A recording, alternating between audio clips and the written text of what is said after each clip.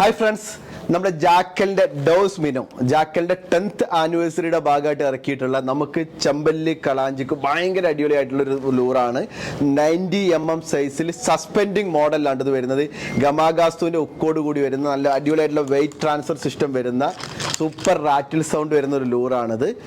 നമുക്ക് എന്താ പറയുക, നമുക്ക് നമ്മുടെ സിറ്റുവേഷനിൽ നമുക്ക് ചെമ്പല്ലി കളാഞ്ചി നല്ല റിസൾട്ട് കിട്ടുന്ന ലൂറും കൂടിയാണ്. നമുക്കിതിന് 3 ഡിഫറെൻ്റ് ആയിട്ടുള്ള കളേഴ്സിൽ വളരെ പ്രോമിസിങ് ആയിട്ടുള്ള 3 കളേഴ്സാണ് നമ്മളിത് അവൈലബിൾ ആക്കിയിട്ടുള്ളത്. നിങ്ങൾക്ക് കാണാൻ പറ്റും. ഇതിൻ്റെ ഒരു പ്രൊഫൈൽ എന്ന് പറഞ്ഞാൽ നമുക്ക് ശരിക്കും ഒരു തിൻ പ്രൊഫൈലാണ്. അതുകൊണ്ട് തന്നെ നമുക്ക് അത്യാവശ്യം ഡിസ്റ്റൻസിൽ കാസ്റ്റ് ചെയ്യാൻ പറ്റുന്ന ഒരു പ്രൊഫൈലാണ്. ഏകദേശം 10 ഗ്രാം ആട്ടോ.